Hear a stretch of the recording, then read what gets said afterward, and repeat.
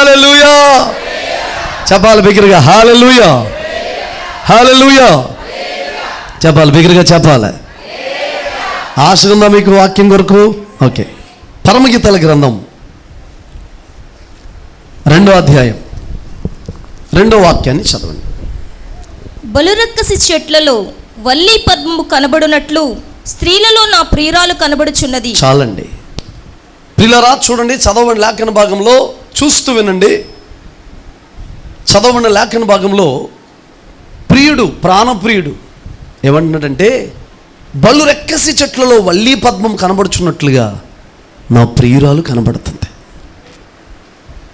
హల్లెలూయా, ఆమేన్ అనుకోవచ్చుగా. అది హల్లెలూయా. అదే మొహమాటమండి బాబు, అన్నీ అడిగితే కానీ చెప్పరు మీరు, అదే బాధ.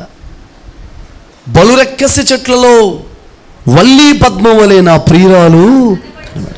ఒక మాట చెప్తాను వినండి ప్రియులారా. యేసు ప్రభు ఎవ్వరో ఎప్పుడు ఎక్కడ మనల్ని పిలవని పిలుపుతో ఆయన పిలుస్తాడండి.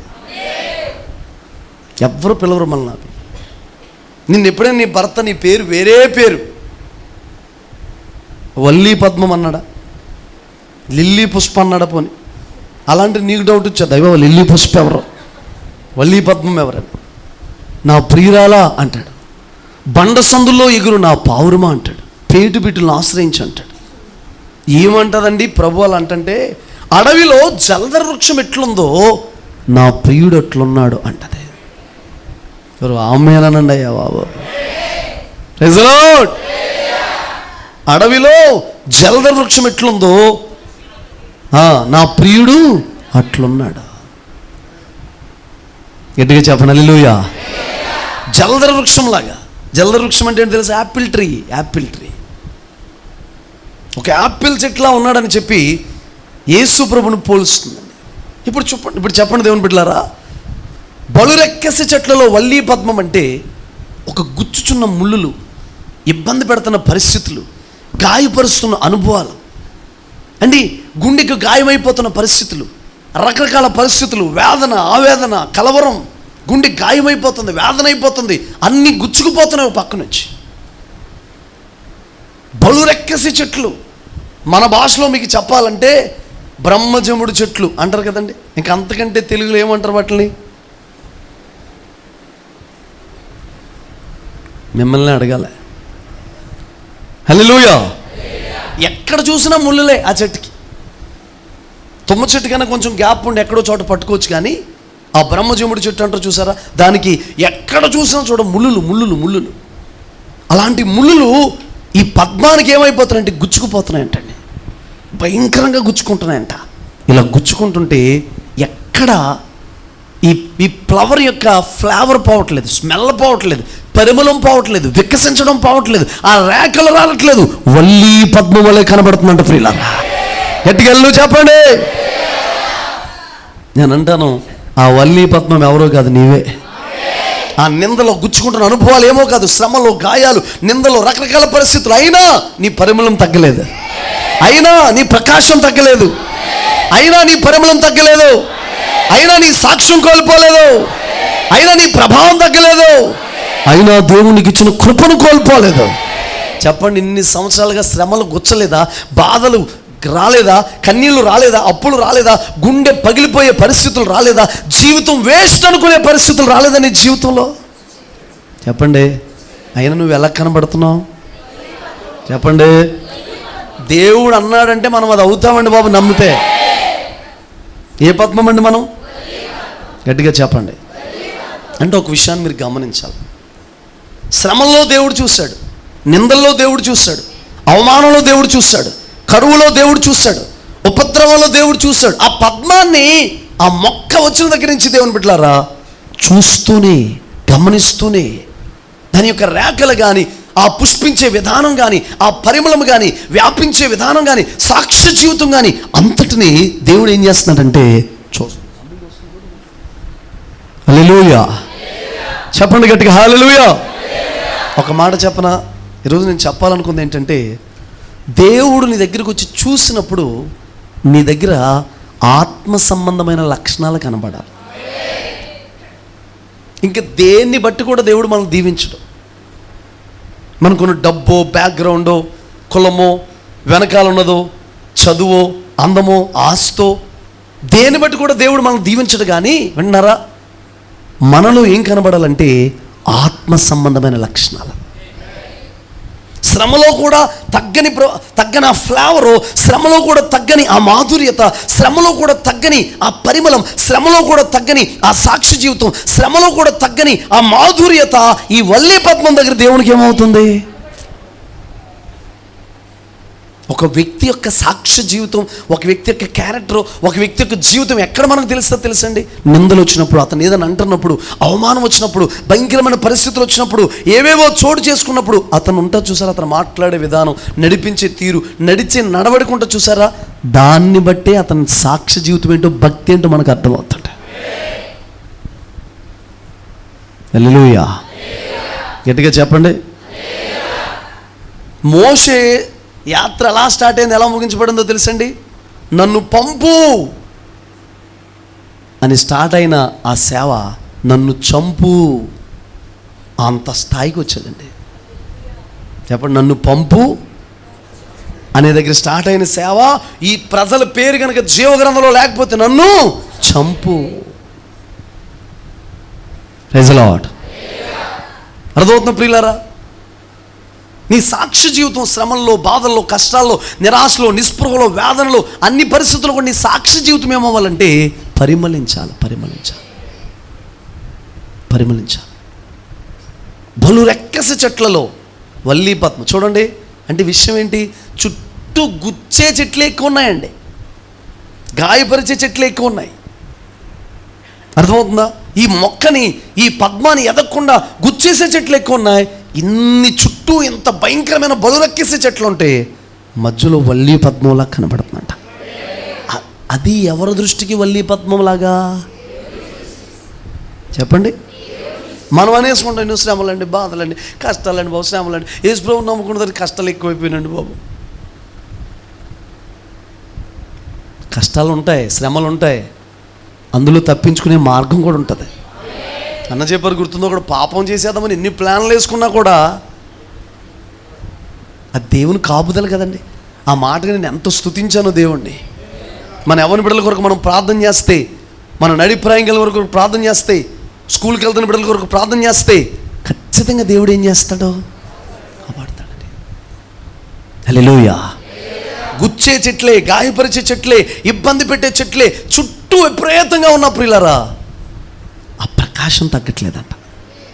ఒక మాట చెప్పమంటారా? శ్రమని, బాధల్ని, అప్పులను కూడా నవ్వుతూ చెప్పగలవా? నాకు 5 లక్షల అప్పులు ఉన్నాయండి, భయంకరమైన పరిస్థితి అండి. మన అడవిలోకి వెళ్ళే వాళ్ళు యోహాన్ రెడ్డి గారిని ఉండేవాడు కదా, ఆయన ఒక రోజు చెప్తున్నాడు నాకు, పాస్టర్ గారు ఇక్కడ సేవ చేస్తుంటానండి, పలానా రోజులు వచ్చండి, ఇల్లు కాల్ చేశారండి, కాల్ చేసి పారిపోయారండి అంటాడు. మీ ఇల్లేనండి అన్నాను. మా ఇల్లేనండి అని చెప్తున్నాడు. సంతోషం.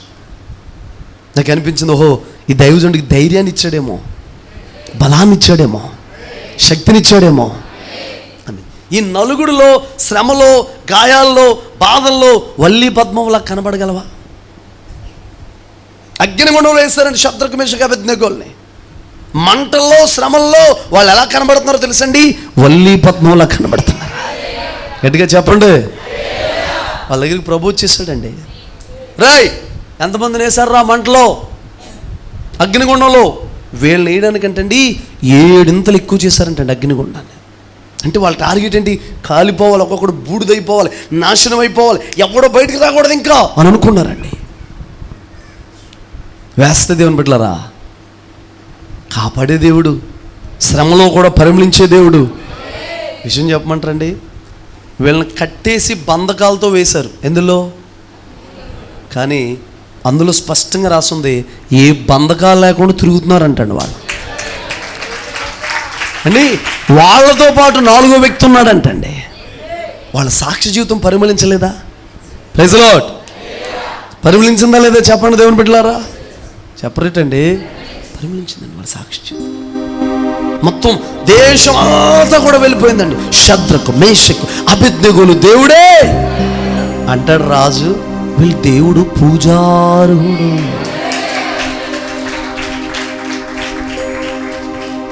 షద్రకు మేషకు అబేద్నెగోలతో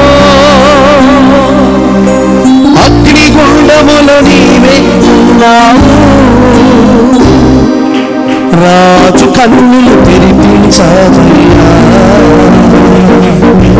రాజ్యమంతా మార్చినావయ్యా. రాజు కన్నులు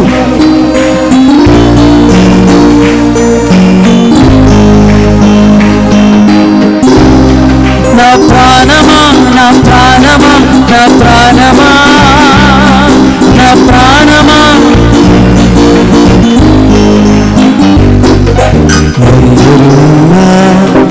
నీవు లేకుంటే ఒంటరి నేనయ్యా. హల్లెలూయా, గట్టిగా చెప్పండి హల్లెలూయా. అగ్నిలో వేస్తే ప్రియులారా, ఏమి ఓడాలో, ఏమి పోవాలో, ఏమి తెగిపోవాలో అవి ఊడిపోయినాయి. వాళ్ళకి ఏ హాని కలగలేదు.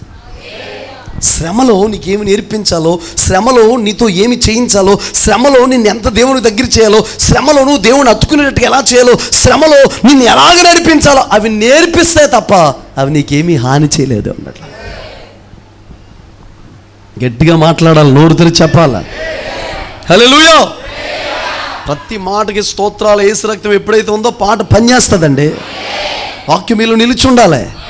నీకు వస్తున్న శ్రమలో, గాయాలు, నిందలు, అవమానాలు, కన్నీళ్లు ఇవన్నీ కూడా నీకు ఏమి నేర్పించాలో, ఏమి ఓడగొట్టించాలో, ఏమి తీసేయాలో, ఏమి నీ దగ్గర లేకుండా చేయాలో అవే చేస్తే తప్ప నీ నుంచి కూడా కదపలేవు. అవే చెప్పండి దగ్గరగా. హల్లెలూయా. ఏమి నేర్పాలవి నేర్పుతాయి, పాఠాలు నేర్పుతాయి. ఈరోజు దేవుని బిడ్డలారా, అన్ని శ్రమలో, కష్టాలే అన్నీ లేకపోతే ఈ పాటల పుస్తకం ఉండదు. తిరస్కారాలు, నిందలు, అవమానాలు, భయంకరమైన పరిస్థితులు, ఎదురు దెబ్బలు, ఈ పరిస్థితుల్లో దేవుడిని ఓదార్చిన విధానం, హక్కుని చేర్చుకున్న విధానం, అందులోంచి పుట్టుకొచ్చిన పాటలే ఇవన్నీ కూడా. లేదండి, ఒక పాట పాడతాడు తమ్ముడు, పొతీఫరు భార్య లేకపోతే యోసేపు పరిశుద్ధత తెలియదంటండి, గొలియాతులే లేకపోతే దావీదు యుద్ధశూరుడు అని తెలియదంటండి, అగ్నిగుండమే లేకపోతే షద్రకు మేషకు అబేద్నెగోల విశ్వాసం తెలియదు, సింహాల బోలే లేకపోతే దానియేలు ఎంత ప్రార్థనాపరుడో తెలియదండి. Praise the lord. మాటలు అర్థమవుతుందా మీకు? బెల్లం కొట్టిన రాయిలా ఉన్నారు కొంతమంది, ఇంకా అందుకని డౌట్ వస్తుంది. Praise the lord. చెప్పండి గట్టిగా. ఫుల్లుగా కదలికలు ఉండాలి, చలనం ఉండాలి, ప్రతి మాటతో ఏకీభవించాలి. బలురెక్కసి చెట్లలో ఎలా కనబడుతుందంటే చూస్తున్నప్పుడు, అంటే దేవుని మీద దృష్టి పెడుతున్నాడా, చూస్తున్నాడా, గమనిస్తున్నాడా, నీ ఎదుగుదలను కోరుకుంటున్నాడా? కోరుకోవట్లేదా? కోరుకుంటాడు. ఇన్ని శ్రమల్లో గుర్తుపెట్టుకోండి ప్రియులారా, గుర్తుపెట్టుకోండి, విలువైన మాట. ఇన్ని శ్రమల్లో, ఇంత నలిగిపోతున్న పరిస్థితుల్లో దేవుని బిడ్డలారా, దేవుని దృష్టి ఉన్న పువ్వు అంటండి అది. హల్లెలూయా. నీకు ఎన్ని శ్రమలున్నా, ఎన్ని కష్టాలున్నా, ఎన్ని భయంకరమైన పరిస్థితులను గుర్తుపెట్టుకో, దేవుని దృష్టి ఉన్న ఫలానివి, దేవుని దృష్టి ఉన్న పువ్వు. గుచ్చేస్తున్నాయి అప్పులు, గుచ్చేస్తున్నాయి బాధలు, గుచ్చేస్తున్నాయి నిందలు, గుచ్చేస్తున్నాయి వ్యాధులు, గుచ్చేస్తున్నాయి ఆ గుండెని తొలిచే పరిస్థితులా. రాత్రులు నిద్ర పట్టట్లేదు ఆ జ్ఞాపకం వచ్చినప్పుడు. ఎక్కడున్నా దేవుని దృష్టి ఉన్న వ్యక్తి నువ్వు. ఐగుప్తులో ఉన్నాడు యోసేపు. ఐగుప్తులో ఉన్నాడు కూడా మనకెందుకు అనుకున్నాడా? రాసి పెట్టాడు. ప్రారంభంలోనే యోసేపుకి యెహోవా తోడై ఉన్నాడా. అయ్యా, నీ అభివృద్ధికి, దీవించబడ్డానికి, వృద్ధి చెందడానికి కారణం ఏంటయ్యా? హలో, యోసేపు దేవుడే మనకు తోడే ఉన్నాడు. షద్రకు మేషకు అబేద్నెగోల దేవుడు నేటికి తోడే ఉన్నాడు. వాళ్ళ మొరాలకించిన దేవుడే మన మొరాలకిస్తాడు. వాళ్ళతో తోడుగున్న దేవుడే మనతో ఉన్నాడు. వాళ్ళ కన్నీరు తుడిచిన దేవుడే మన కన్నీరు తుడుస్తాడు. నేను ఒక మాట చెప్పనా, గుర్తుపెట్టుకో బిడ్డ. దేవుడిని చూస్తున్నప్పుడు దైవీకమైన లక్షణాలు నీలో కనపడాలి. అదొక్కటే. ప్రార్థనో, భక్తో, అభిషేకమో, ఉపవాసమో, ప్రార్థన చేయడమో, బైబిల్ చదవడమో, ప్రార్థన చేయడమో, త్యాగాలు చేయడమో, దేవుని కోసం ఏదైనా దేవుడిని చూసినప్పుడు, దృష్టి పెట్టినప్పుడు దైవీకమైన లక్షణం. సమూయేలుకు చెప్తూ దావీదు కోసం, హే బాగా యుద్ధాలు చేస్తాడు, గొర్రెపిల్లని కాపాడాడు, బాగుంటాడు, ఇదంతా చెప్పలేదు. అతడు నా హృదయ ఆలోచనలన్నీ నెరవేరుస్తాడు, నా యోచన ప్రకారం నడుస్తాడు, యోచన ప్రకారం నడుస్తాడు అన్న చెప్పారుగా. అద్భుతమైన మాట. దేవుడు హృదయం వెనకాల పడతాడంటండి. ఎవరో? దావీదు. దేవుని హృదయం వెనకాల వెళ్తూ ఉంటాడంటండి. ఇలా అనుకున్నాడు దేవుడు. ఈరోజైనా మనుషుల హృదయాల వెంట వెళ్ళడం, మనుషులు ఏం చెప్తే అది చేయడం, మానవ హృదయం ప్రకారం వెళ్ళిపోవడం, శరీర సంబంధంగా వెళ్ళిపోవడం. నువ్వు కొండెక్కాలంటే, ఉన్నతమైన స్థితిలో ఉండాలంటే అర్థమవుతుందా? నీ జీవితంలో ఆధ్యాత్మికంగా ఉండాలంటే 2 విషయాలు చెప్పారు దైవజనులు. నిన్ను మందిరానికి దూరం చేస్తున్న వ్యక్తులతో సంబంధం ఏమైపోవాలి? పూర్తిగా కట్ అయిపోవాలని చెప్పండి. ఆత్మీయ దైవజనుడితో కలవకుండా, ఏకీభవించకుండా చేస్తున్న సంబంధాలు ఏమైపోవాలి? చెప్పారు కదండి చాలా విషయాలు. ఏ విషయాల్లో నాకు చెప్పమంటలేదు ఇప్పుడు అన్నీ మిమ్మల్ని. ఆ విషయాల్లో మీరు ఏం చేయాలి? పదును పెట్టుకోవాలి. భక్తుల అనుభవాలు మనకు ఎంతో ప్రాముఖ్యం దేవుని బిడ్డలారా. ఆ మందల యొక్క అడుగుజాడలో నడవడం అనేది చాలా ప్రాముఖ్యం. నిన్ను మందిరానికి, దైవజనుడికి, సహవాసానికి దూరం చేస్తున్న సంబంధాన్ని కట్ చేసుకోగలిగితే, ఆ చేదు వేరు తొలగించుకోగలిగితే, నిన్ను విన్నదాన్ని నీలో పని చేయకుండా చేస్తున్న ఆ చేదు వేరుకు దూరం. ఇదే మాట తిమోతికి చెప్పలేదండి? వ్యర్థమైన వట్టి మాటలు మాట్లాడుతున్న మనుషుడికి విముఖుడు అయిన తిమోతి. అలాంటి మాటలు మాట్లాడుతున్న వారు చాలా ప్రమాదం. ఎక్కువగా భక్తిహీనులు అవుతారు. కొరుకుడు పుండు తినేసినట్లుగా, ప్రాకునట్లుగా వారి మాటలు ఏమైపోతాయంట? ప్రాకిస్తాయి. నీ భక్తి జీవితం కాపాడబడాలంటే ఏ దైవజనుడి కోసం ఎప్పుడు ఎవరు చెప్పినా వినొద్దు. ఆమేన్ చెప్పండి బిగ్గరగా. హల్లెలూయా. అలాంటి నామకార్థపు స్థితి నుండి, పాడు చేస్తున్న స్థితి నుండి, గలిబిలి చేస్తున్న స్థితి నుండి మనం ఏమైపోవాలి? గుర్తుపెట్టుకో, శ్రమల్లో, నిందల్లో, అవమానాల్లో, భయంకరమైన పరిస్థితులు నువ్వు వల్లి పద్మం, నీ ఫ్లేవర్ తగ్గలేదు. గుచ్చుతున్న పరిస్థితులున్నా, నిందలున్నా కదా. చెప్పాను కదండి, మన్నా బాగానే ఉంటుంది, పూరేళ్ళు బాగానే ఉంటాయి అండి, అన్ని పరిస్థితులు బాగానే ఉంటాయి, మేఘం బాగానే ఉంటుంది. ఆజ్ఞలు పట్టుకుని వస్తాడు. రాను రాను క్రైస్తవులకు బరువులు పెరుగుతాయి. విషయం చెప్పమంటారా? ఆ బరువులో కూడా ఆయనే సహాయం చేస్తూ ఉంటాడు. మన దేవుడి దగ్గర ఉన్న పరిస్థితి అదేనండి బాబు. ఎక్కడో కూర్చుని ఒకటి నడిచిరమ్మంటే ఈడే తిప్పలు పడాలి. మన దేవుడు ఏం చేశాడు? రాసి పెట్టాడు. ఏమన్నాడు తెలుసా? నా ప్రజల్ని గెద్ద రెక్కల మీద మోసుకొచ్చినట్లుగా నేను రెక్కల మీద మోసుకొచ్చాను. వాళ్ళ ప్రయాణంలో ఎందుకు అలసట రాలేదు? వాళ్ళ ప్రయాణంలో ఎందుకు కాళ్ళు వాయలేదు? వాళ్ళ ప్రయాణంలో ఎందుకు చెప్పులు అరగలేదు? వాళ్ళ ప్రయాణంలో ఎందుకు బట్టలు మాయలేదు, పాతకెళ్ళలేదు? ఎందుకంటే దేవుని బిడ్డలారా, దేవుడే వాళ్ళకి బలం ఇచ్చేసి రెక్కల మీద మోసుకొచ్చినట్లుగా మోసుకొచ్చేసాడు. Praise the Lord. నీ ప్రయాణంలో, యాత్రలో, భక్తి జీవితంలో, జీవిత మజిలీలో, నువ్వు వెళ్తున్న ప్రయాణంలో నీకు ఆయన బలం ఇస్తాడా? నువ్వు అడుగు ఒకసారి. నాకు ఒకసారి ఏలియా కోసం చెబుతాను, ఏడుపు వచ్చేసిందండి. ఒకసారి మీకు చెప్పాను వర్తమానం, అన్న కూడా చెప్తే చాలా సంతోషం అనిపించింది. ఆహాబు రథం కంటే వెళ్ళిపోయి యెజ్రెయేలు గుమ్మల్లో నిలబడ్డాడంటే ఏలియా.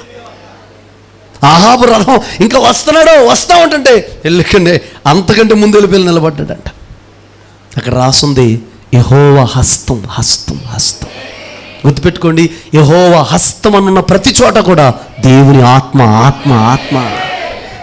నీ బలం మీద ఆధారపడద్దు, నీ శక్తి మీద ఆధారపడద్దు, నీ జ్ఞానం మీద ఆధారపడద్దు, నీకు వస్తున్న వనరుల మీద ఆధారపడద్దు, నీకు చుట్టూ ఉన్నవారి మీద ఆధారపడద్దు. నువ్వు నెలకి ఎంత కట్టాల్సి ఉన్నా, ఎన్ని వడ్డీలు కట్టాల్సి ఉన్నా, ఏమైనా నలిగిపోతున్నా, నువ్వు వల్లి పద్మం, వల్లి పద్మం.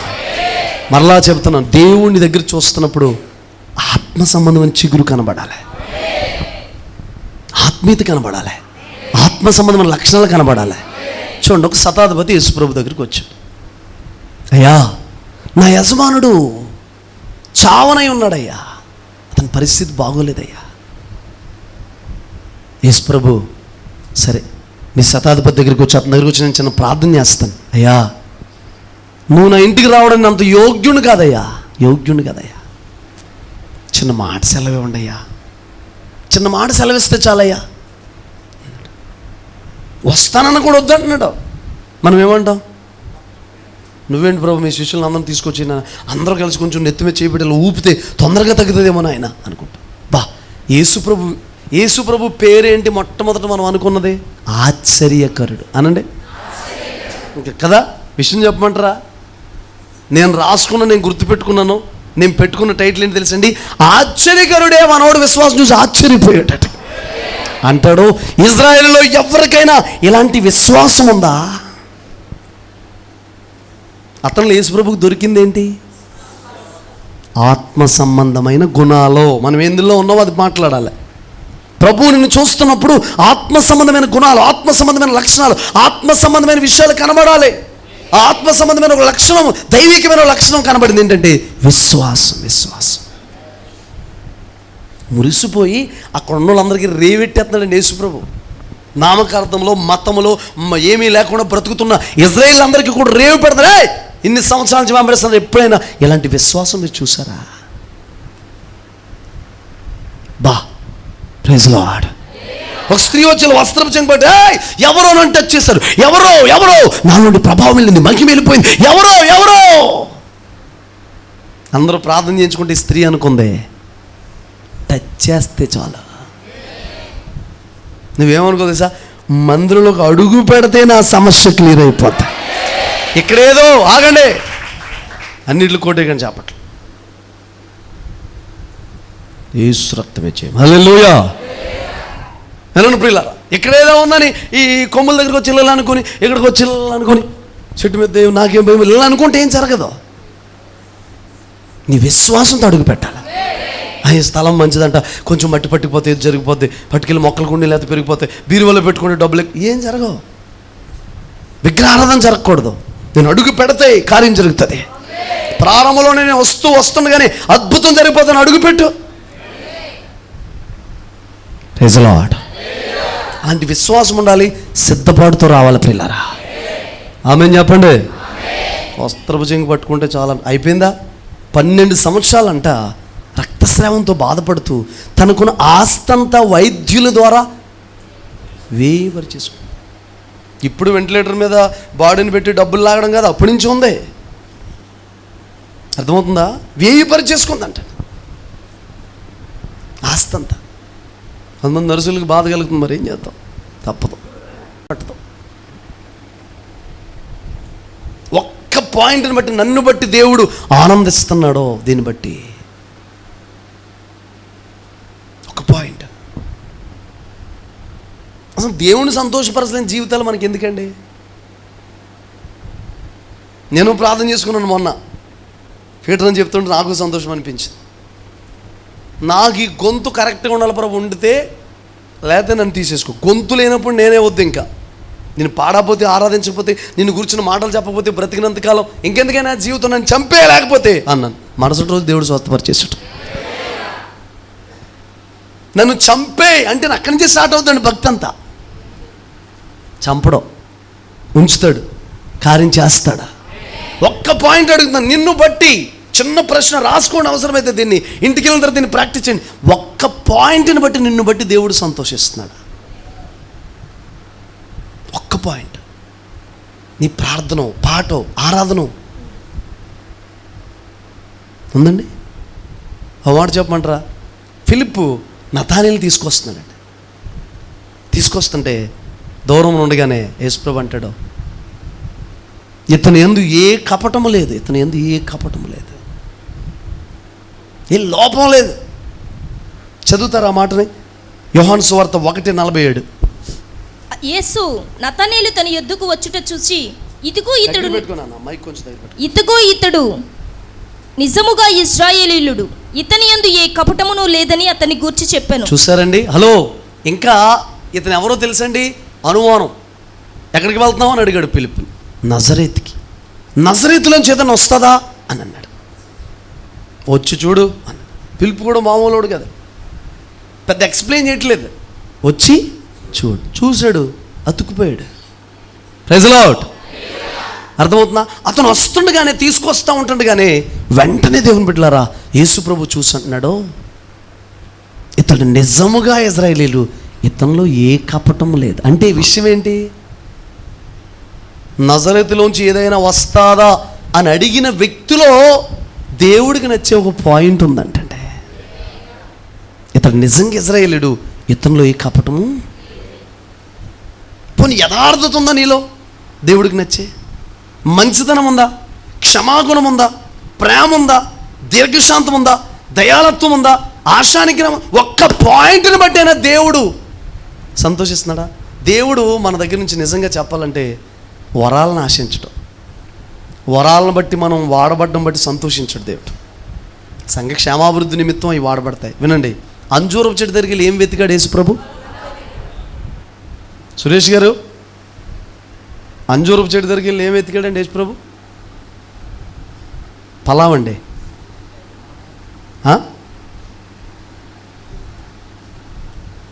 సిద్ధపాటు కలిగి రావాలి.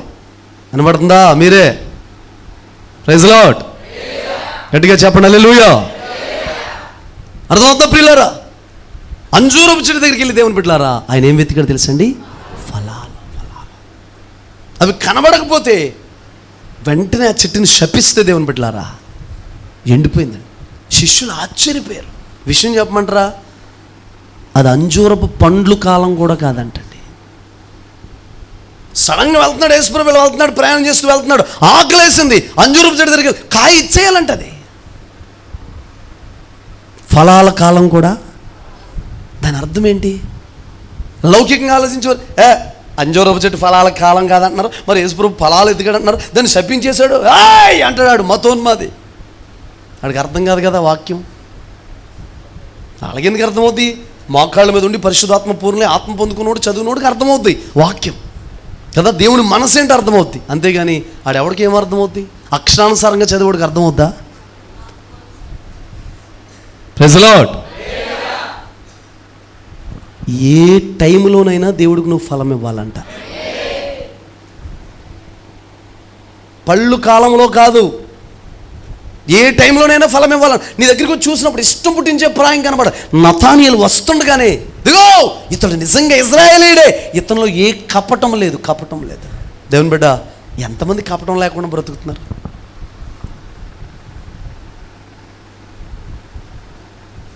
నేను యథార్థంగా ఒక మాట చెప్తాను, సంతోషం అతిశయం కాదు, కానీ నాకు తెలిసి నేను సేవలోకి వచ్చిన దగ్గర నుంచి కపటం, వేషధారణ అండి, ఏదేదో చేయడం, లోపల పెట్టుకుని బయటకు మాట్లాడడం, ఇవన్నీ నా డైరీలో, డిక్షనరీలో లేవండి. అసలు తీసేసాను మొత్తం. సూటుగా మాట్లాడతాను, డైరెక్ట్గా మాట్లాడతాను. మీలో తప్పుంటే మీతో మాట్లాడతాను. అది కూడా చాలా మంచిదండి. అతనిలో ఏ కపటం లేదు. కపటం దేవునికి మనం దూరం చేసేస్తుంది. యథార్థత లేని తత్వం, మాటలు యథార్థత లేకపోవడం, చూపులు యథార్థత లేకపోవడం, ప్రవక్తలు యథార్థత లేకపోవడం, డబ్బులు యథార్థత లేకపోవడం దేవునికి ఏం చేస్తా చెప్పండి? దూరం చేస్తుంది. మన పాపాలు తూర్పుకి పడమర ఎంత దూరం ఉందో అంత దూరంగా పెట్టాడంట. ఈ యథార్థత లేని తత్వం ఏం చేస్తుందంటే, కపటం ఏం చేస్తుందంటే దేవుని మనకు దూరం చేసేస్తుందట. హల్లెలూయా. చూస్తుంటే ఏం కనబడుతుందో తెలుసండి? ఇష్టం పుట్టించే ప్రాయం కనబడుతుందంట. అలా చూడగానే సంతోషం, సంతోషం, ఆనందం. అడగండి, ఈ 3 నెలలు కూడా మీరు ప్రార్థన చేయండి. కలలో కనపడే దేవుడు దీన్ని బట్టి సంతోషించాలి. ఓ దర్శనం చూపించాలి, ఒక కళ చూపించాలి. నమ్ముతారా మీరు కళ్ళ దర్శనాలు? మీ సంఘంలో నమ్ముతారా? ఓకే, ప్రైజ్ లార్డ్, హల్లెలూయా. కళ్ళలో దర్శనాలు ఏం చేయాలి? చూపించాలి నీకు దేవుడు. ఒకసారి నేను సువార్తకి వెళ్ళి, అయ్యా అసలు ఈ స్వార్థ పరిచయం నువ్వు మెచ్చుకుంటున్నావా? ఒక అతను అన్నాడంట, ఏమనంటే స్వార్థాలు చేసే స్వార్థే కాదు, కనొచ్చేస్తున్నారు, పిల్లల్ని పడేసి వచ్చేస్తున్నారు, స్వార్థే కాదు. అలా చెప్పినోడు కూడా చాలా సంవత్సరం స్వార్థ తిరిగాడు. మరి స్వార్థ కాదన్నోడు ఎందుకు వచ్చాడు? హల్లెలూయా, గట్టిగా చెప్పండి. ఇంకా విచిత్రం ఏంటంటే అలా చెప్పినోడు సువార్త కానుకలు కూడా ఇచ్చాడు. సువార్త కోసం ఏడ్చి కూడా ప్రార్థన చేశాడు. కానీ చేసే సువార్త కాదంట. హల్లెలూయా. సువార్త కాదు, నువ్వెవడు నిర్ణయించడానికి? ఆయన నిర్ణయించాలి. ప్రతిఫలం ఆయన ఇవ్వాలి, బహుమానాలు ఆయన ఇవ్వాలి. నాకు నువ్వు, నీకు నేను తీర్పు తీర్చు కూర్చుంటే నీ సేవ బోల్తా, నా సేవ బోల్తా. అంతే కదండి. Praise lord. మరి మా ఓడలు చెలరైపోతున్నాడు, అయ్యా సువార్త కాదంటే ఇది ఏంటంటే దైవజనులు కల్లోకి వచ్చి, పెద్ద పెద్ద దైవజనులు కల్లోకి వచ్చి, నేను స్వార్థకి వెళ్ళి వస్తే ఒక ఇద్దరు ముగ్గురు దైవజనులు నా తలని ఇలా సవర్ చేస్తున్నారండి. నేను నిజంగా అలిసిపోయి ఇచ్చాను సువార్తలో. ప్రొద్దుటైనప్పటికీ ప్రాణం తెప్పరిల్లిపోయిందండి మొత్తం. జవాబు ఆన్సర్ అక్కడి నుంచి వస్తే కరెక్ట్గా ఉంటుంది. ఎవడో ఓగుతాడు, మాట్లాడతాడు, బోర్డు ఆడతాడు, నేను హేళన చేస్తాడు, రకరకాల మాట. జవాబు ఎక్కడి నుంచి రావాలి చెప్పండి? అది ఈయన నా ప్రియకుమారుడు, ఈయన యందు నేను ఆనందిస్తున్నాను. నీకు అలాంటి స్టేట్మెంట్ ఏదైనా వచ్చిందనుకో, అభిమేలెక్తో మాట్లాడు, అతను నా ప్రవక్త, వెళ్ళి అతనితో ప్రార్థన చేయించుకో, నువ్వు బ్రతుకుతావు. విషయం చెప్పమంటారా? అబ్రాహాం భయంకరంగా ప్రార్థన చేస్తుంటే జవాబు రావట్లేదంట. అబ్రాహాంతో మాట్లాడట్లేదంట దేవుడు. బాధపడిపోయాడు, చాలా బాధపడిపోయాడు అబ్రాహాం. కానీ విషయం చెప్పమంటారా? అబ్రాహాంతో మాట్లాడలేదు, కానీ అటుపక్కన ఉన్నోడితో మాట్లాడాడు దేవుడు. ఎవరితో మాట్లాడాడు? అబీమెలెకుతో. ఎవరితో మాట్లాడరు వాళ్ళతో మాట్లాడు. అన్నిసార్లు నీతోటే మాట్లాడాలనుకోకు. ప్రైజ్ లార్డ్, గట్టిగా చెప్పండి. ఒకతను అన్నాడు, వీళ్ళు సువార్తకి వెళ్తూ డేవిడ్ ఫ్రాన్స్ గారు వాళ్ళు నిమ్మకాయలు పట్టుకుని వెళ్తున్నారు, చేతపడి చేస్తున్నారు డేవిడ్ ఫ్రాన్స్ గారు అన్నాడు. నేను మెయిన్ మాంత్రికుని అంటే, నా వెనకాల వాళ్ళందరూ చిన్న మాంత్రికులు అంట. ఓం భూమ్ పుష్ అంటున్నామంటే ఏం పొగేస్తున్నారంట. వాళ్ళెవరో పిల్ల మాంత్రికులు నాకు తెలియదు. ఒకరోజు ఆ దైవజండు అన్న అతను నడుచుకుంటూ వెళ్తున్నాడు వర్షంలో. కావాలని వ్యాన్ ఎక్కించుకున్నాను. ఎక్కడంటే వద్దండి వద్దండి అన్నాడు. వ్యాన్ ఎక్కించుకున్నాను. మొత్తం ఇంకా అప్పటి నుంచి నిమ్మకాయలు కూడా బోతద్దాలో బోత వైద్యం అని మానేస్తాడు. మనకు ఒకటేంటి 2 సార్లు ఏం చేశానంటే, జనవరి 1కి భోజనాలు పంపించానండి అన్నాడు. డేవిడ్ ఫ్రాన్స్ గారు పంపించారా అన్నారు. అవునండి. వాళ్ళ మాటలతో దెబ్బ కొడితే, వాళ్ళ మన పరిచయం మీద దెబ్బ కొడితే, రకరకాల మాట్లాడితే మనం ప్రేమతో దెబ్బ కొట్టాలి. అది తెలియట్లేదు చాలామందికి, తెంగర మోకాలకి. నన్ను అన్నయ్యా నీకేం తెలుసు అన్నయ్యా అని చెప్పి వెళ్ళి గొడవ పెట్టేస్తున్నారు అంతే తప్ప అది అర్థం అవట్లేదు అన్నయ్య వాళ్ళకి. ప్రైజ్ లార్డ్ చెప్పాలి గట్టిగా. చూస్తున్నప్పుడు దేవుని బిడ్డలారా ఇష్టం పుట్టించే ప్రాయం కనబడాలంట ఇతనిలో. అతను నిజంగా ఇజ్రాయేలీయుడు, ఏ కపటం అతను. ఈ ఒక్క పాయింట్ మీద మీరు ప్రార్థన చేయాలి. ఏంటో తెలుసా? నాలో ఆయనకు ఒక్కటైన ఇష్టం పుట్టించేది లేదా? నా జీవితం ఎందుకు ఇంకా 31st నైట్ కనీసం దేవుడు నాకు దర్శనం ఇచ్చాడని, నాతో మాట్లాడాడని, నేనంటే ఇష్టం అన్నాడని. దేవుడు నువ్వంటే ఇష్టం కదా, కానీ నీలో ఒక గుణం ఏదైనా. ఇప్పుడు పిల్లలు జనరల్గా ఇంట్లో ఉంటారు, వాళ్ళకి భోజనం పెడతారు, మేత పెడతారు, తల్లిదండ్రులు స్నాక్స్ ఇస్తారు. అమ్మా మీ పిల్లోడు గురించి ఒక మాట చెప్పంటే, బాగా అన్నం తింటాడండి, వండిందంతా ఆడే తినేస్తాడండి, కేజీ మాంసం తెస్తే ఎవరికి లేకుండా తినేస్తాడండి, ముడుసులు కూడా మింగేస్తున్నాడండి అంటారా? మా పిల్లోడు లక్షణం ఏంటి తెలుసండి, నేను పరిచర్య చేస్తుంటే నాకు కొంచెం సాయం చేస్తాడండి, వంట చేస్తుంటే సామాన్లు కడిగి పెడతాడండి, అన్నం వండుతుంటే గెరిటి తిప్పుతాడండి, కూర వండుతుంటే కూరగాయలు కోస్తాడండి. కూరగాయలు కోస్తున్నాడు, నిన్ను కోసేస్తున్నాడా? ఏదో గుణం ఉంటుందా లేదా? మరి అలా దేవుడికి నచ్చేది ఏదైనా, నిన్ను బట్టి దేవుడు సంతోషించే ఒక పాయింట్ ఏదైనా ఉందా నీలో, నాలో, మనందరిలో? అది ఆ లక్షణాన్ని బట్టి మురిసిపోతాడంటే ఆయన. ఒక పాయింట్. దానిలో నువ్వు నాకు బహుప్రియుడు. ఎందుకు బహుప్రియుడు అయ్యారు? 21 days ప్రేయర్ చేస్తే ఆ ప్రార్థన, దానియేలు చేసిన ప్రార్థనకి, అతను నా భారానికి నువ్వేమన్నాడు? నువ్వు నాకు బహుప్రియుడు. మోషన్ ఎలా పడితే అలా మాట్లాడుతున్నారండి. అతను ఇలాంటి వ్యక్తి కాదు. మీలో ప్రవక్త ఉంటే దర్శనం ద్వారా మాట్లాడతారు, ఏదైనా ఉంటే కళల ద్వారా మాట్లాడతారు, స్వప్నం ద్వారా. మోషన్ అలాంటి వాడు కాదు. కళ దర్శనం కాదు, ముఖాముఖిగా నాతో చూసి మాట్లాడతాడు మోషన్. ప్రైజ్ లార్డ్ చెప్పాలి. నువ్వు దేవుని సంతోషపరిచే ఒక పాయింట్ నీ దగ్గర ఉందా? ఏదైనా నీకు పట్టుకోవాలి. మాట తొలి చేయాలి నిన్ను. నేను సేవలోకి వచ్చిన రక్షణ పొందిన కొత్తలో ఒక వ్యక్తి ఒక మాట చెప్పాడు, నీకు గొప్ప వ్యక్తి అవ్వాలంటే, వాడబడాలంటే ఒకటే చేయన్నాడు. ఏంటని అడిగితే, రాత్రంతా ప్రార్థన చేయడం నేర్చుకో అన్నాడు. ఇప్పుడు నా తెల్లవారుజామున షిఫ్ట్ అయింది కానీ నా ప్రేయర్ లైఫ్, నా ప్రార్థన జీవితం ఎప్పుడంటే రాత్రులే. హల్లెలూయా గట్టిగా చెప్పండి. హల్లెలూయా. అదవుతుందండి. అలాంటి ప్రార్థన మనం చేయగలగాలి. దేవుని సంతోషపరిచే ఒక పాయింట్ నీ దగ్గరికి కనబడాలి, మురిసిపోవాలి దాన్ని బట్టి. చూడండి 2 ఎస్తేరు గ్రంథం 16-17 చదవండి. 2వ అధ్యాయం 16-17. ఈ ప్రకారము ఎస్తేరు రాజైన అహష్వేరోషు ఏలుబడియందు 7వ సంవత్సరమున తెబెతు అను 10వ నెలలో రాజనగరులోనికి అతని యొద్దకు పోగా. ఒకసారి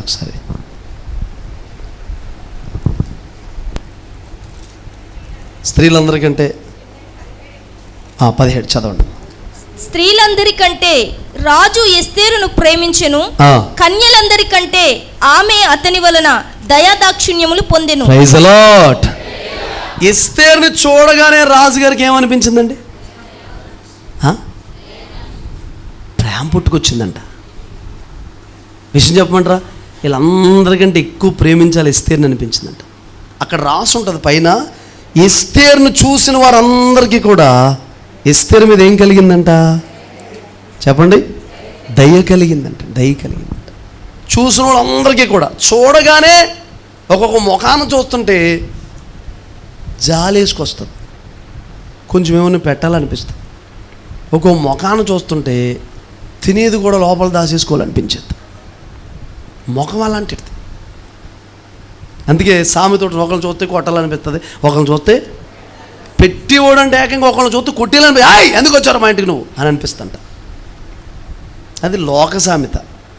నిజంగా నిన్ను చూస్తే ఇతరులకి కొట్టేయాలనే ముఖమైన నీ ముఖం, యేసయ్య ముఖాన్ని నువ్వు చూస్తే నీ ముఖం చూసినా కూడా అందరికీ ఏం కలుగుతుంది? ఒక అనాథ పిల్ల, అనాథ అమ్మాయి, పిన్న తండ్రి యొక్క పెంపకంలో పెంచబడింది చిన్నప్పటి నుంచి. అమ్మ నాన్న అన్నీ తానే, బాబాయ్ గారే అండి. అందరినీ రాజుగారు ఇలా పిలుస్తుంటే, వస్తీ తన మార్గంలోంచి వెళ్ళిపోతే, వస్తీ తన స్థానాన్ని పోగొట్టుకుంటే, ఈ అమ్మాయి కూడా ఒక ఛాన్స్ వచ్చి అన్ని 127 సంస్థానాలను అందరిని కూడా పోగు చేసి అక్కడికి తీసుకొస్తే, ఈమె కూడా ఒక ఛాన్స్ వచ్చి అక్కడికి వెళ్తే చేసిన పని ఏంటి తెలుసండి? ఈ చిన్నదంట వెళ్ళడమే హేగేకి ఇంపుగా ఉందంట. హేగి వశానికి అప్పగించుకుందంట. హేగి ఇచ్చిన అలంకరణే పెట్టుకుందంట. విషయం చెప్పమంటారా? రాజుగారికి పిచ్చిగా నచ్చేసిందంట. అసలు రాజుగారు రమ్మనకుండా రాణిగారు ఏం చేయకూడదు, వెళ్ళిపోతే వెళ్ళడంతో దేవుని బిడ్డలారా తన దండం చాపితే పట్టుకుందండి. రాణి ఏం కావాలి నీకు? రాజ్యంలో సగం ఇచ్చేయమంటావా చెప్పండి అంటున్నాడండి. పిలవకుండా అసలు ఎందుకు వచ్చావు నువ్వు అని అంటలేదు. ఆమంటది విధి విరుద్ధం, ఇది నన్ను అసలు పిలవలేదు రాజుగారు, ఇది విధి విరుద్ధం, వెళ్ళకూడదు. అయినా పర్వాలేదులే. మొదటిగా గట్టి వార్నింగ్ ఇచ్చాడుగా, చావనన్నా చచ్చిపోతాను, అవసరమైతే వెళతానని చెప్పి వెళితే మంత్రదండం దండం చాపాడంటండి.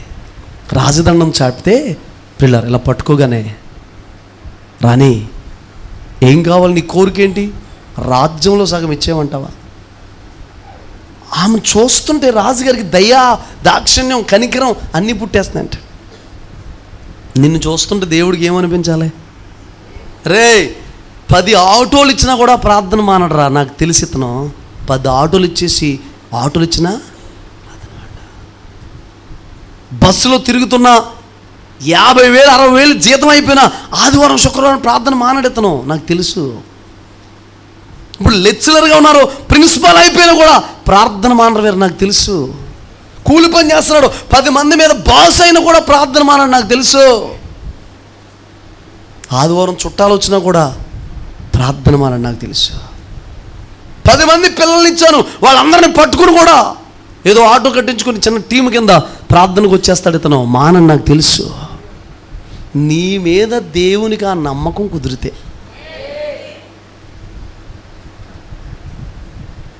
విషయం చెప్పనండి, అందరూ బోల్డని డబ్బులు ఇచ్చారండి కానుకలు. ఒక అన్నకి ఆఫరింగ్ ఇస్తుంటే ఎందుకన్నాడు, అన్న అర్జెంటుగా అన్నీ పంచిపెట్టేయాలి, నేను నా గుండె తేలికైపోవాలి, ఇచ్చినవన్నీ మొత్తం పంచిపెట్టేయాలి. మేమంత కష్టపడితే పంచిపెట్టేస్తున్నావా అన్నాడు. ఇవ్వాలి వచ్చిన దైవజనులకి ఇస్తేనే కదా మనకు ఆశీర్వాదం. మనం దీవించబడ్డామంటే ఇవ్వడం ద్వారానే కదా. చెప్పట్లేదు భక్తులు, మీరు ఇవ్వలేదులే, పోనీ మనం ఇవ్వడం ద్వారా దీవించబడ్డారా లేదు చెప్పండి. మీరు అందరూ సాయం చేయకుండా అవ్వట్లేదు, చాలా కష్టపడి మీ రక్తాన్ని కానుకల రూపంలో ఇస్తున్నారు. అర్థమైందా? 1000 ఇచ్చిన వాళ్ళు ఉన్నారు, వాళ్ళకి కలిగిన దాంట్లో ఇచ్చిన వాళ్ళు ఉన్నారు. వాళ్ళ శక్తికి సామర్థ్యతకి మించి ఇచ్చారు ఈ మీటింగ్స్కి. Praise lord. అర్థమవుతుందా ప్రియులారా? నీకు ఎంత ఇచ్చినా నువ్వు భక్తిని కోల్పోవని, పరిశుద్ధతను కోల్పోవని, మందిరాన్ని వదలవని, దైవజనుని వదలవని, సహవాసం వదలవని, ప్రార్థన వదల, నమ్మకం కుదిరిందా దేవునికి? నిన్ను ఇంకా ఆశీర్వదించడం ఏం చేయడు? రే చిన్న పిల్లల్ని ఇస్తే, పిల్లల్ని ఇస్తే, చిన్న జాబ్ ఇస్తే అదే పట్టుకుని ప్రార్థనకు రారా బాబేలు అని అనిందనుకోండి, జాబు పీకేస్తాడు, కొద్ది రోజులకి మనల్ని కూడా పీకేయచ్చు. కష్టమండి చెప్పండి. అలా వెళ్ళినోడి పరిస్థితి ఏమైనా బాగుంటుందా? ఆశీర్వదించబడతారా? చెప్పండి. మీకు తెలుసు కదా, పెద్ద అన్నయ్య బైబిల్లో ఉన్నాడు. ఎవరో నీటి మీద నడిచాడు. ఎవరో చెప్పండి. అది యేసుప్రభు అలా వెళ్ళగానే ఇలా వల్లట్టుకుని టీముని రెడీ చేసి, నేను చేపలు పడతాకి వెళ్తున్నాను, వస్తారా అన్నాడు. ఏదో పెద్ద స్వార్థ చేయడానికి వెళ్తున్నాను, వస్తారా అన్నట్లుగా అన్నాడు. మేము కూడా వస్తాం పేతురన్న అని వెళ్ళిపోయారు. రాత్రంతా తెగపట్టేశారండి. ఎక్కడ రొయ్యలు పడతాయో, ఎక్కడ నత్తలు పడతాయో, ఎక్కడ చేపలు పడతాయో, ఎక్కడ పులస చేపలు పడతాయో అన్నీ ఎవరికి తెలుసండి? పేతురు తెలుసు. ఎక్స్పెక్ట్ వాళ్ళు ఎలా ఎసరాలో, ఎక్కడ పెద్ద పెద్ద చేపలు ఉంటే తెలుసండి. ఎక్స్పెక్ట్ ఇసురాడంటే ఇంక పడాల్సిందే. అలాంటోడు ఒక్క చేపలేదండి అది. రిజలవాడ. నువ్వు ప్రతిదాన్ని దేవుడికి లింక్ పెట్టే, నీ జాబ్ కానీ, చదువు కానీ, నేను దేవుడు పని చేస్తాను, దేవుడి కోసం పని చేస్తాను. ఏం చెప్పారు దైవజనులు?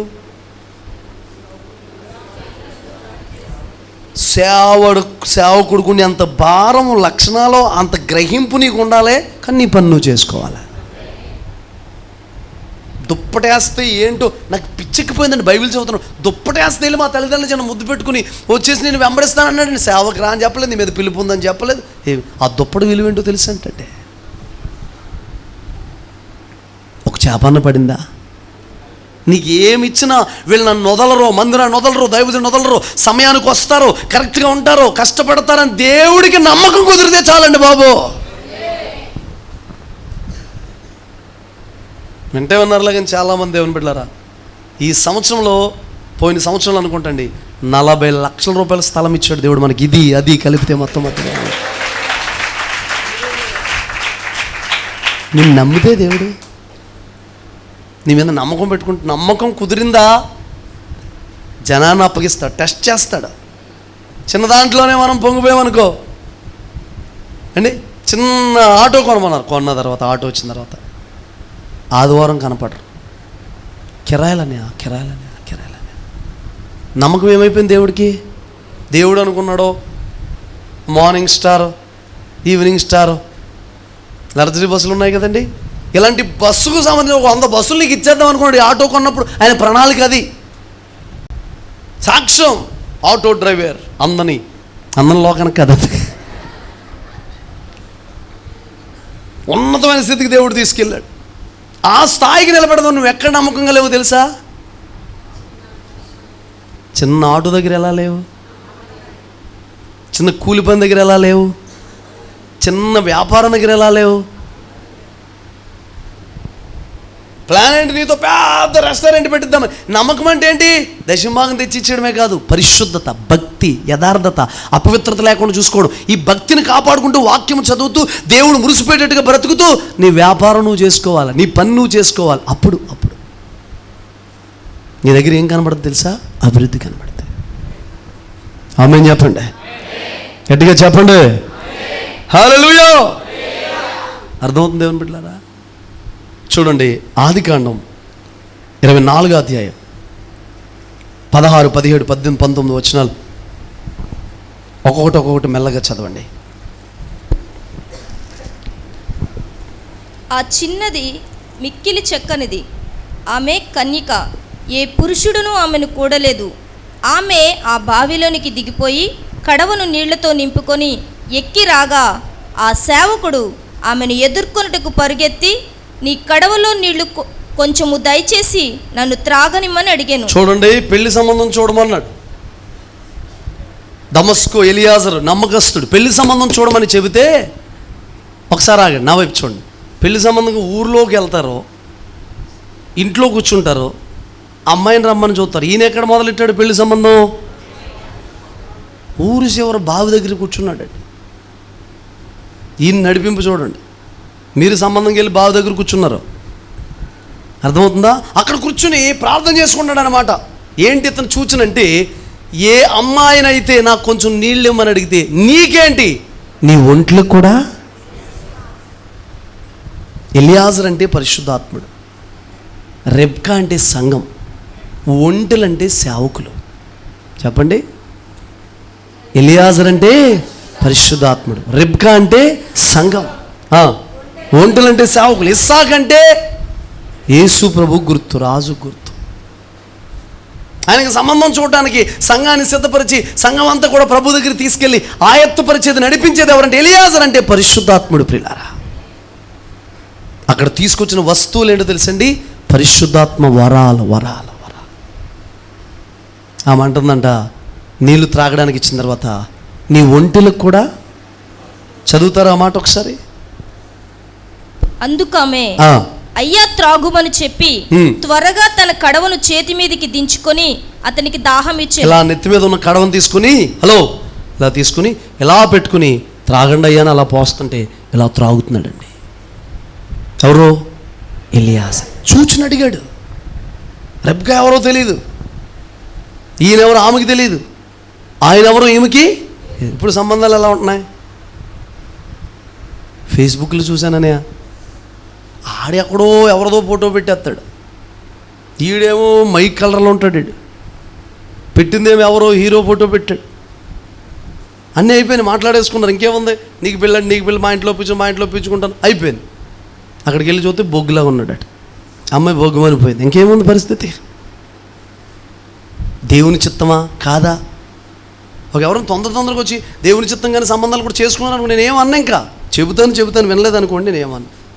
ఒక 2-3 సంవత్సరాలు అయిన తర్వాత దేవుని చిత్తం ఏంటో, ఉద్దేశం ఏంటో, ఆలోచనలు ఏంటో అన్నీ బయలుపరిచి పడిపోతుంటాయి. అప్పుడు నా దగ్గరికి వచ్చి ప్రార్థన చేయమంటారు, ప్రభా నీ చిత్తం జరిగించి అంటారు. అంతే, నేను చేయగలిగింది ఏముండదు. ముందు చెబితే విన్నప్పుడు, దైవజనులు మాట్లాడితే విన్నప్పుడు చేసుకున్నారనుకో, మనం ఏం చేయగలం? బలవంతంగా ఒకవేళ వద్దని అన్నాం అనుకోండి, పాస్టర్ గారికి ఇష్టం లేదు, మా అమ్మాయికి పెళ్ళి అవుతాం అంటారు. మరి నిందలన్నీ మాకెందుకు? కుంకుడు పులుసు. హల్లెలూయా. చదవండి కిందకే. మరియు ఆమె అతనికి దాహం ఇచ్చిన తరువాత నీ ఒంటెలు త్రాగుమట్టుకు వాటికి నీ నీళ్లు చేది పోయిదునని చెప్పి. ఒకసారి ఆగండి, ఆయన అడిగాడా? చెప్పండి. చిన్న పని అడిగితే దేవుడు మనం ఏం చేయాలి? చిన్నది అడిగితే ప్రాణమే ఒప్పుతలేదు భక్తులకి. చిన్నది అడిగితే అంతకంటే ఎక్కువ చేయాలి. కొంచెం పరిచయం ఉంటుందమ్మా, చేయండి. పరిచయం ఏంటని మొత్తం శుభ్రం చేస్తాం, ఇదంతా చెక్కేస్తాం అనాలి. అయిపోయిందా పరిచయం? అయిపోయిందా వెళ్ళిపోమంటావా? అయిపోయిందా అని, అయిపోయిందా అక్క, పరిచయం ఉంటారండి. చూడ్డా? చెప్పండి. ఒళ్ళు దాచుకుని పని చేసే వాళ్ళు ఉంటారు, నలిగిపోయి పని చేసే వాళ్ళు ఉంటారు, కష్టపడి చేసేవాళ్ళు. ప్రతిఫలం కూడా అలాగే ఉంటుందండి. హల్లెలూయా. కొంతమంది అఫీషియల్ పరిచర్య ఉంటుంది, కొంతమంది ఎన్నడూ ఆ పాత్రల వైపు తొంగి చూడరు, ఎన్నడూ ఆ బాత్రూమ్ వైపు తొంగి చూడరు. అట్లు అనరాదు, అది ఎప్పటికీ అలా ఉండవలసిందే. పాత్రల వైపు ఏం చేయరు? తొంగి చూడరు. ఆ పాత్రలు కొంతమంది యాత్రలు చేసే వాళ్ళు ఉన్నారు, ఎప్పుడు వాళ్ళదే పాత్ర. ఆ పాత్రలు తొంగి పాత్ర ఎవరిదే? వాళ్ళదేనండి. ఏంటమ్మా మీ పరిచయం? మాది అఫీషియల్ పరిచర్య. అంత అఫీషియల్. ఏం చేస్తుంటారు? అఫీషియల్గా ఉంటామని మేము. బట్టలు మాయకూడదు, చెప్పులు అరక్కూడదు, అరణ్యంలోకి వెళ్ళిపోమ్మా నువ్వు. చెబుతున్నాను మరలా, పరిచర్య చేయడం ద్వారా మన అహం పోద్దండి, మనలో ఉన్న అహం పోద్ది. హల్లెలూయా. దేవుడు కృప చూపితే వచ్చే వారం నుంచి చెప్పులు సర్దే దగ్గర ఒక కుటుంబాన్ని, బాత్రూములు కడిగే దగ్గర ఒక కుటుంబాన్ని, బాత్రూములు కడిగే కుటుంబాన్ని డ్యూటీ చేద్దాం అనుకుంటున్నాను. చేతుల పైకి దామేం చెప్పట్లేదు. అప్పుడే నీకు నిజమైన తగ్గింపు వస్తుంది. చక్కగా మీరు ఏ పని చెప్పినా చేస్తున్నారో, ఈ పని కూడా చేస్తారని నమ్మకంతో చెప్తున్నాను. చేస్తారా? చేయండి. మీ స్థితి ఎలా ఉంటుందో చూడండి ఒకసారి. మళ్ళీ ముఖ్యంగా చి పనికి మాలాడు ఎలా పడతారు చేస్తున్నా బాధ. శుభ్రంగా వెళ్ళదా? శుభ్రంగా వెళ్ళరు, కడగాలంతే.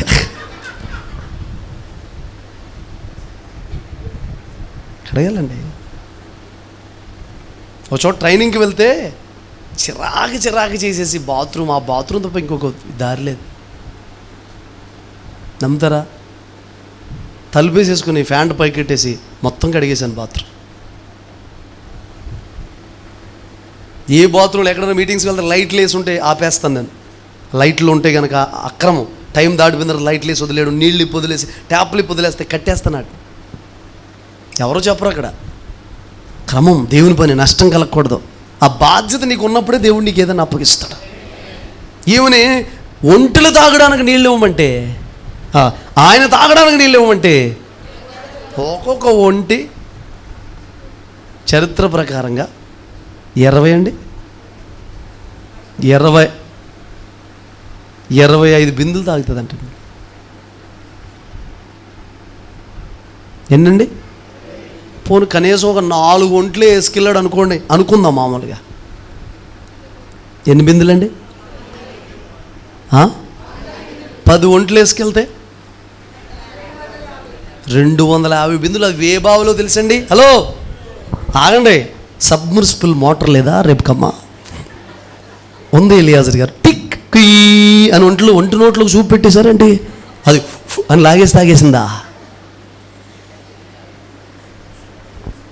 అంటే? సబ్మర్సిబుల్ మోటార్ ఉంది అప్పుడు. శ్రీని గారు, నరేంద్ర చెప్పండి. హెవీ మోటార్ అని, పెద్ద మోటార్ ఉంటుంది కదా, అది పెట్టేశారు ఒంటికి, పొట్టెల ఉబ్బగానే కట్టేశారు. మోటార్ ఉందా? చెప్పరేటండి. 25 బిందులో 30 బిందులు ఎన్ని తాగుతుందో మామూలు మనకు తెలిసిన అంచనా చెప్పాం. అన్ని బిందులు నీళ్ళు దిగుడు బావులోకి దిగి, అవి ఎలా ఉంటాయి మెట్లు? అక్కడ అది ఉందా? మన నిడదోలు రైల్వే స్టేషన్కి ఎక్సలేటర్ వస్తుందంట. ఎక్సలేటర్ అంటే తెలుసా? ఇలా నిలబడగానే బ్యాగ్ కట్టుకుని ట్యూమని తీసుకుపోతుంది పైకి అండి. అలాగా నూతికి ఏదైనా ఎక్సలేటర్ ఉందా? బిందె పెట్టుకుని రెబ్బకమ్మ నిలబడితే ట్యూ అని వెళ్ళిపోయి మళ్ళీ ఇలా వచ్చేసి ఉందండి. చెప్పండి. దిగుడు బావులు ఎలా ఉంటాయి తెలుసండి? నాకు తెలిసి నేను చూసినప్పుడు వినండి, రాళ్ళు ఉంటాయి, మెట్లు, రాయికి గ్యాప్ ఉంటుంది, మెట్లు కూడా కట్టి ఉండవు అందులో. మన సరిహద్దు రాళ్ళు ఉండి చూసారు, అలాంటి రాళ్ళు గుచ్చేవారు. అంటే మేము సిందులేసి వాళ్ళు ఇదివరకు అలాంటి నూతుల దగ్గర, అందుకు చెప్తున్నాను. ఆ మెట్టు మీద బిందు పెట్టుకుని, లత అన్నవా, బిందు పెట్టుకుని నెత్తి మీద పెట్టుకుని ఎక్కుతామంట, పైకి ఎక్కడం. ఆ ఒంటి కనుక ఎన్ని బిందులు వేసినా ఒక ఒంటే తాగేస్తున్నాను 100 బిందులు. తూచ్ ఎలియాజర్ క్యాన్సల్, నీకే నీళ్ళు ఒంటికి లేదు అందా. Praise Lord. నచ్చేసిందండి రెబ్కా. కష్టపడే తత్వం ఉంది ఎవరి దగ్గర?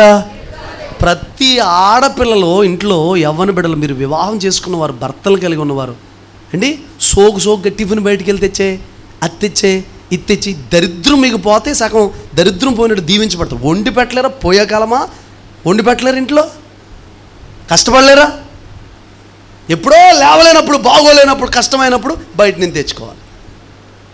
ఎవా ఇంట్లో నేను అసచ్చిపోతా.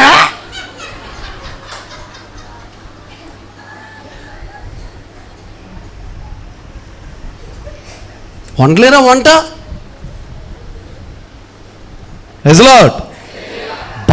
బద్ధకం ఆత్మ యేసు నామములో పోవుగాక.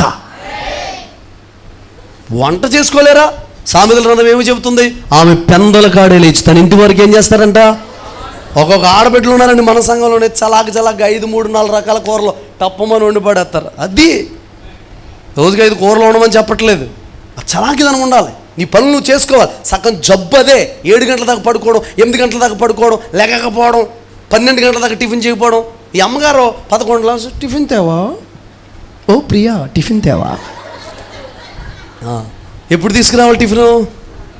11 గంటలకు టిఫిన్ తింటుంది. అమ్మ అన్నం తిన్నావా? లేదు బజ్జీలు తిన్నాను, లోపల ఉండలు కట్టేసినాయి, తినలేకపోతున్నాను. భోజనం ఎప్పుడు? సాయంత్రం 4 గంటలకి. రాత్రి భోజనం ఎప్పుడు? 12 గంటలు. దెయ్యాలు తిరిగే టైంలో. మరి గ్యాస్ రాకపోతే ఏమవుతుంది? యోబు గ్రంథంలో రాసిపెట్టాడు. లోపలంట పాము విషములాగా పెరిగిపోతుందంట. గ్యాస్ట్రిక్ నొప్పి కోసం యోబు గ్రంథంలో ఉందండి. రాహులు ఎక్కడుంది? యోబు గ్రంథంలో. Praise lord. పులి పెరిగిపోద్ది, పులుపు పెరిగిపోద్ది, విషములాగా పెరిగిపోద్ది అని చెప్పేసి గ్యాస్ట్రిక్ నొప్పి కోసం. పెందలగాడ లేచి స్త్రీలు ఏం చేయాలి? వంట చేయండి, టిఫిన్ చేయండి ఇంట్లో, బయట నుంచి తెచ్చుకోవడం కాదు. నేను ఒక మాట చెప్పనా, బయట నుండి తెచ్చుకోవడం అన్నిసార్లు ఆరోగ్యకరం కాదు. ఆ నూనె వేపి వేపి వేపి, చికెన్ వేపిన నూనె, అది వేపిన నూనె, ఇది వేపిన నూనె, అది వేపిన నూనె, అన్నీ వేపేసి నూనె నీకు పూరి వేపిస్తుంటే పూరి ఇలా పొంగిపోతావు, నువ్వు పొంగిపోతున్నావు చూసి. ఎన్ని సమస్యలు వస్తాయో తెలుసా? వండలేవు ఇంట్లో టిఫిన్, వంట చేయలేవా? పొద్దుటే లెగిసి పనికి వెళ్ళే భర్తను 10 సార్లు తిప్పిస్తావా? కిరాయిలకు వెళ్తున్న భర్తను 10 సార్లు తిప్పిస్తావా? టిఫిన్ తీసుకురా. ఒక్కొక్క స్త్రీలు ఉంటారండి ఎంత గొప్ప క్యాండిడేట్లు అంటే ఒక్కొక్కసారి చెప్తారండి. ఉల్లిపాయలు లేనట్టున్నాయి తీసుకురండి. అయ్యో తూచ్, పచ్చిమిరకాయలు కూడా లేవు తీసుకురండి. తూచ్, చింతపండు కూడా లేదు. 3 ఇడ్లు కోర్చుకున్నాడు, 4వ దెబ్బకు నిన్నే చింతపండు చేశాడు. ఇంకా ప్లీజ్ దేవుని బిడ్డలారా, నేను చెబుతున్న విన్నది వాక్యానుసారం కాదు. నువ్వెంత సుకుమారంగా పెరిగినా వాక్యానుసారం కాదు. ఇంటి దగ్గర నువ్వు వంట చేసుకో. ఎప్పుడో బలహీనంగా ఉన్నప్పుడు, కుదరనప్పుడు శుభ్రంగా చేసుకుని పిల్లలకు పెట్టు, భర్తకు పెట్టు. హల్లెలూయా. కష్టపడే తత్వం పురుషుల్లో కూడా ఉండాలి, బద్ధకస్తుల కింద ఉండకూడదు. నీకు ఆరోగ్యం బాగోపోతే తప్ప, లేవలేని పరిస్థితి తప్ప నీ పని మానొద్దు. పద్దాగా కూర్చుని ఇంటికాడ నువ్వు వెళ్తున్నాగా డ్యూటీకి, నేను బట్టలు ఉతుకుతానులే, పిల్లల్ని చూసుకుంటానులే, లాలిపోతానులే, నువ్వు ఇంటికాడ ఉండకు. కష్టపడే టైంలో కష్టపడండి. పిల్లలు మిమ్మల్ని చూస్తే పెరుగుతారు. రేపొద్దు నీ ఆడపిల్లకి పెళ్ళైన తర్వాత, నీ మగపిల్లడికి పెళ్ళైన తర్వాత, ఇంటికి వెళ్ళిన తర్వాత భర్తను అంటది, ఏంటంటే తీసుకురా, ఫ్రైడ్ రైస్ తీసుకురా, అది తీసుకురా. వద్దండి, మీకు మేలు కోసం చెప్తాను. నీ వంట నువ్వు చేసుకుని తిను. మాట్లాడట్లేదు ఎవరు? స్త్రీలందరూ సైలెంట్ అయిపోయారు. మహిళా మండలమా? అది చెప్పారు కదా, దొంగోడికి తేలి కొడితే ఏం చేయడు, అరిసాడంటే వచ్చి బుర్ర పగలు కొట్టేస్తారు. ప్లీజ్ అండి, మీకు 2 చేతులు జోడించి చెప్తాను, నీ వంట నువ్వు చేయి, శుభ్రంగా చేసుకుని తినండి, ఇంట్లో టిఫిన్ చేసుకుని తినండి. కష్టపడే లక్షణం ఉండాలి. ఏ లక్షణం ఉండాలండి? చెప్పండి గట్టిగా. కష్టపడే లక్షణం. రెబ్కమ్మలు ఏముంది? నచ్చిందండి ఎలియాజర్కి. నీకేంటయ్యా, నీ ఒంట్లకు కూడా నీళ్ళు పోస్తాను నేను. Praise lord. గాడిలో పోస్తుందంట కొన్ని నీళ్ళు. ఇంకో చిత్రం చెప్తాను వినండి. హలో, ఇక్కడ గాడిలో పోస్తుంటే కింద ఉంటుంది, అక్కడెక్కడికో వెళ్ళిన తర్వాత గాడిలో అక్కడ తాగుతున్నాయంట ఒంట్లు నీళ్ళు. డైరెక్ట్గా ఒంటి మూతి దగ్గర పెట్టట్లేదు, బిందు పట్టుకెళ్ళి కడవలో నూతులో దిగుతుంది, నీళ్లు తీసుకొస్తుంది, ఆ బావిలో దిగుతుంది, నీళ్లు తీసుకొస్తుంది, గాడిలో పోస్తుంది, ఎక్కడి నుంచి అక్కడికి వెళ్తున్నాయి, అక్కడ ఒంటి తాగుతుంది. ఈ లోపు గాడి పీల్చదండి నీళ్ళు. మీరు అనుకుంటారో ఇచ్చే కానుకలన్నీ ఒంటికి అనుకుంటారు. ఒంటి ఎవరో చెప్పండి. గాడి పీల్చేస్తుంది ఈ లోపు కొన్ని. గాడి అంటే ఏంటి? సంఘంలో ఖర్చులు, రిపేర్లు, స్టాండ్, లైట్లు, సౌండ్ సిస్టమ్ రిపేరు అండి, కారుల రిపేరు, సువార్తకి ఖర్చు, ఇదంతా ఏంటి? గాడి. మళ్ళీ వచ్చేవారు అని గాడి కాను కానీ అని మళ్ళీ చెప్తే ఇక్కడి నుంచి అక్కడికి వేస్తుంటే డైరెక్ట్ ఒంటలు తాగేయట్లేదు. గాడి పీల్ చేసిన తర్వాత మిగిలిన ఏం చేస్తున్నాయంటే ఒంట్లు తాగుతున్నాయండి. హల్లెలూయా చెప్పాలి బిగ్గరగా. అర్థమవుతుందా? రెబ్కమ్మలో ఎలియాజర్ చూసినప్పుడు ఆమె నచ్చేసింది. ఈమైతే నా యజమానుడు కుమారుడికి కరెక్ట్గా ఉంటుంది జోడి. ఆ కష్టపడి, ఎందుకంటే అబ్రాహాం ఇంట్లో కూడా బోడంత పని ఉందండి. ఎంతోమంది పని వాళ్ళు, 318 మంది ఉన్నారండి ఇంట్లో. ఇంకా పిల్లలు, దాసదాసీలు, వాళ్ళు వీళ్ళు, అంత ఇంటికి కోడల కింద రావాలంటే కష్టపడే లక్షణం ఉండాలి వద్దా? చెప్పండి. అది సెలెక్ట్ చేసాడు. ఆమె లక్షణాలు నచ్చినాయి. ఏదైనా ఒక్క పాయింట్ మీదైనా, ఒక్క విషయం మీదైనా దేవుడికి నువ్వు నచ్చుతున్నావా? ఒక్క పాయింట్ వింటున్నా మీరైనా, చెబుతున్నా నేనైనా, ఈ విషయం బట్టి చాలా సీరియస్గా తీసుకోవాల్సిన విషయం. ఈ విషయం బట్టి దేవుడు నన్ను బట్టి సంతోషిస్తున్నాడు అన్నా, సంతోషిస్తున్నాడు. దీన్ని బట్టి దేవుడిని మనం సంతోషపరచబోతే మన జీవితం ఎందుకండి? మనల్ని బట్టి, మన పరిచయం బట్టి, మన పాటను బట్టి, మన ప్రార్థన బట్టి, మన బైబిల్ స్టడీని బట్టి దేవుడు సంతోషించకపోతే ఆ బ్రతుకు ఉన్నా ఒకటే, మనుషుల్ని ఎంతమంది సంతోషపరిచిన ఏం లాభం? ఎవరు సంతోషపడాలి మనల్ని బట్టి? చెప్పండి. దేవుడు సంతోషపడాలండి. దేవుని బిడ్డ చిన్న మెసేజ్, చిన్న వర్తమానం మీ దగ్గర తీసుకొచ్చి, దేవుడు మురిసిపోయే జీవితం, ఆనందపడే జీవితం నువ్వు జీవించు. ఈరోజు మొదలుపెట్టు. ఒక విశ్వాసము, ప్రేమను బట్టో, క్షమాగుణమును బట్టో, దేన్ని బట్టో, కష్టపడే తత్వం బట్టో. Praise lord. హల్లెలూయా.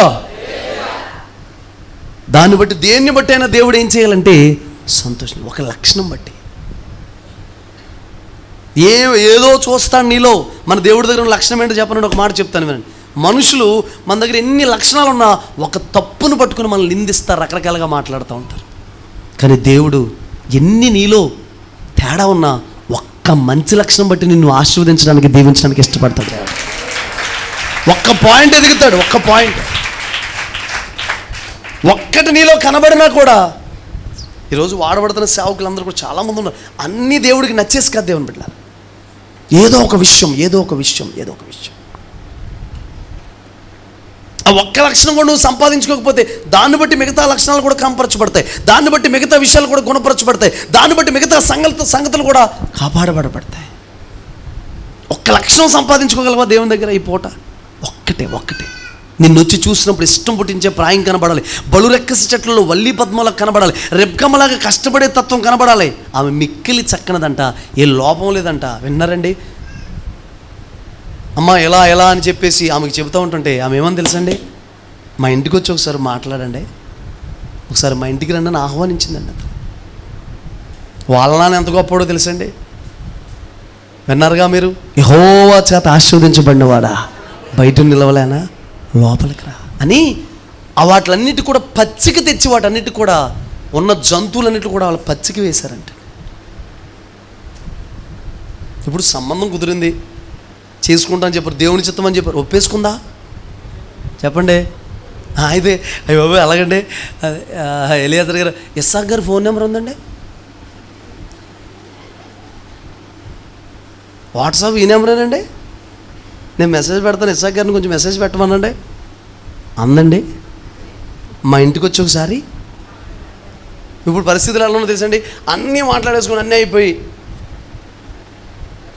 ఒక అతను అన్నాడు నన్ను, పాస్టర్ గారు ఈ సంబంధం దేవుని చిత్తం అని చెప్పండి మీరు అన్నాడు. నేను చెప్పనండి అన్నా. ఏమని చెప్పాలంటండి? దేవుని చిత్తం అని చెప్పండి, కవర్ చేసేయండి. Praise lord.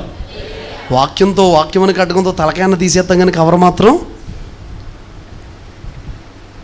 లేదండి. వెంటనే దేవుని బిడ్డలారా పెద్దలతో మాట్లాడుకుని అదంతంత క్రమముగా ఒక్క పాయింట్, ఒక్క లక్షణం నీలో ఏదైనా దేవుడికి నచ్చేది, ఆయన మురిసిపోయేటట్టుగా, ఆనందపడేటట్టుగా, మెచ్చుకునేటట్టుగా.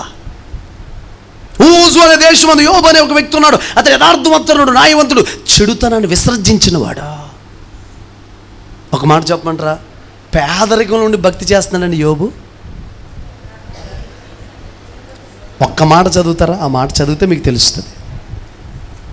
తూర్పు దేశం అందంట ఆయన చాలా భాగ్యవంతుడు అంటండి.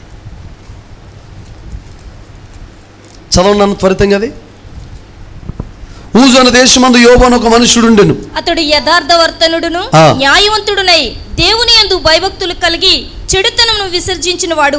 అతనికి 7 కుమారులను 3 కుమార్తెలను కలిగిరి. అతనికి 7,000 గొర్రెలను 3,000 ఒంటెలను 500 జతల ఎడ్లను 500 ఆడుగాడిదలను కలిగి బహుమంది పనివారును అతనికి ఆస్తిగా నుండెను.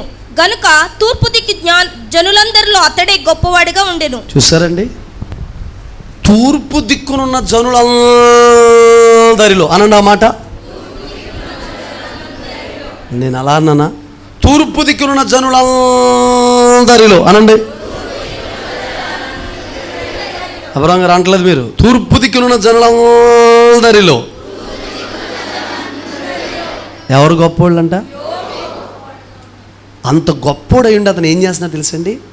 అనుదినము తన పిల్లల కొరకు బలుడు అర్పిస్తానంట, నైవేద్యాలు అర్పిస్తున్నాడంట. విషయం చెప్పమంటారా? సాతానుగాడు స్వయంగా చెప్పిన మాట ఏంటో తెలుసండి? వినండి.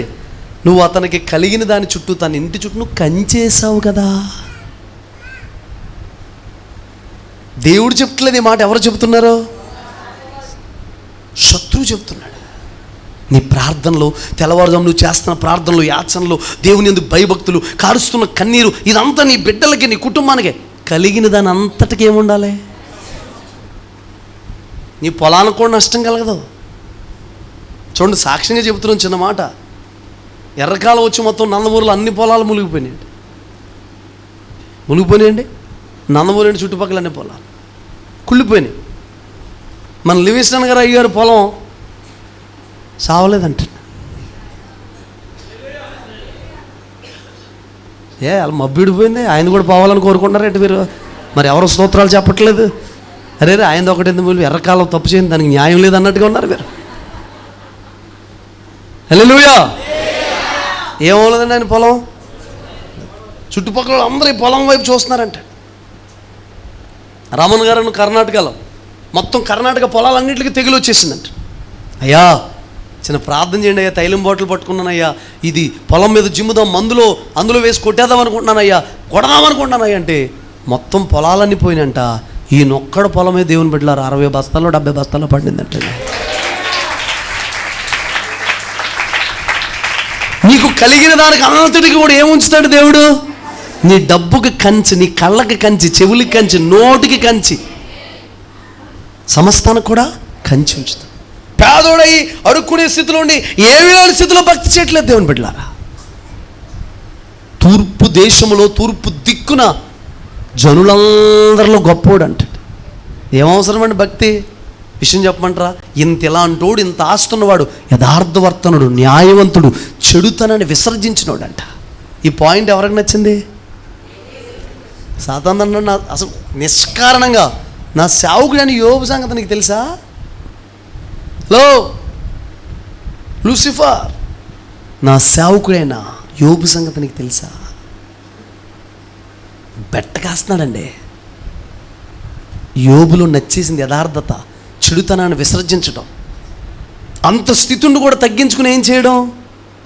మీరు గుర్తుపెట్టుకోండి, అహం, గర్వం, నేననే స్వభావం మన ఆస్తిని, మన దగ్గర ఉన్న డబ్బుని, సంపదని అంతటినీ పోగొట్టద్ది అండి. దీనత్వం, దయాలత్వం, తగ్గింపు, నువ్వు కోల్పోయిందంతా తీసుకొచ్చి నీ దగ్గర నేను గొప్ప వ్యక్తిగా మారుస్తుంది. హల్లెలూయా. చెప్పాలి గట్టిగా. అందరూ మోకరించండి. ఒక్క మాట మనం ప్రార్థన చేద్దాం ప్రియులు, ఒకే ఒక మాట.